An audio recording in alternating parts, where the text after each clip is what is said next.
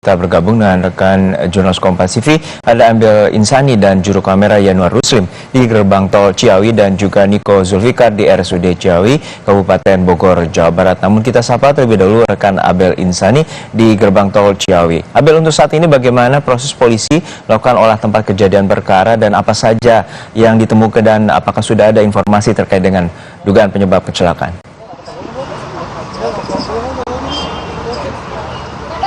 Hingga saat ini dari proses olah TKP masih berlangsung, Juno dan juga saudara. Tadi saya sudah melihat bagaimana mapping dilakukan, lalu juga bagaimana pemberian tanda di setiap titik yang diyakini bahwa itu merupakan salah satu titik dari kejadian kecelakaan beruntun yang terjadi tadi malam. Lalu juga sudah ada pengambilan gambar melalui kamera 3D laser, di mana ini nanti akan digunakan untuk melihat bagaimana proses atau terjadinya kecelakaan beruntun yang terjadi di gerbang tol Ciawi 2. Ini merupakan proses pengambilan data melalui TAA atau Traffic Accident Analysis, di mana ini nanti baru bisa diketahui oleh publik setelah 2 hari proses dari pengambilan gambar melalui TEE ini dilakukan. Tadi memang saya sudah sempat bertanya dengan polisi apa yang sebenarnya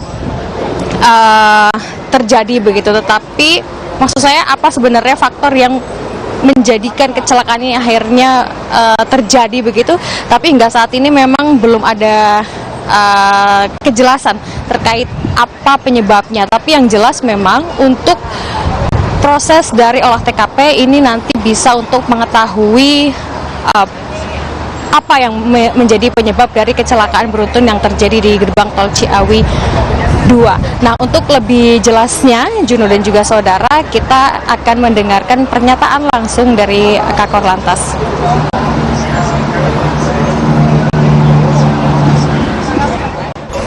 Korlantas Polri dengan Polda Jawa Barat tentunya akan melakukan penyelidikan, akan mendalami diduga akibat apa berkaitan dengan peristiwa tersebut.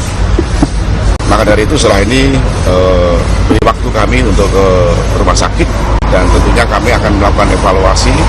Gelar awal akan kita simpulkan diduga peristiwa tersebut apakah kecepatan tinggi, apakah mengantuk, apakah rem blong, tentunya nanti akan disimpulkan pada saat kita melakukan gelar.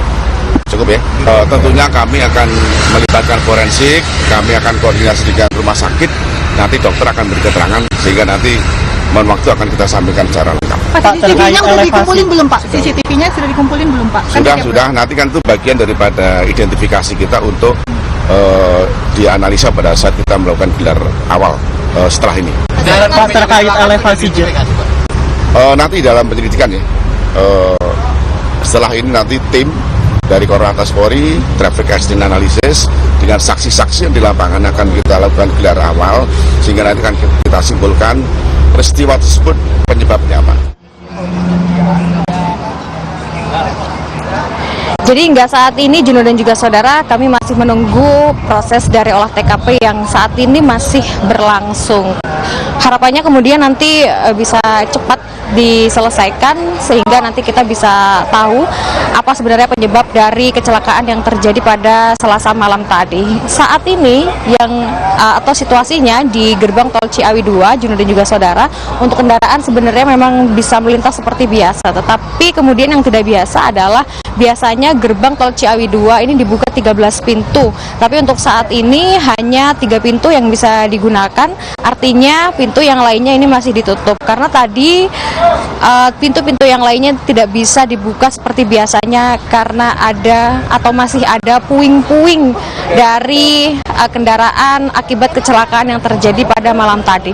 Termasuk juga tidak bisa dibuka karena sampai siang ini masih dilakukan olah TKP yang hasilnya nanti kita bisa ketahui 2 hingga 3 hari ke depan. Balik ke Anda, Juno.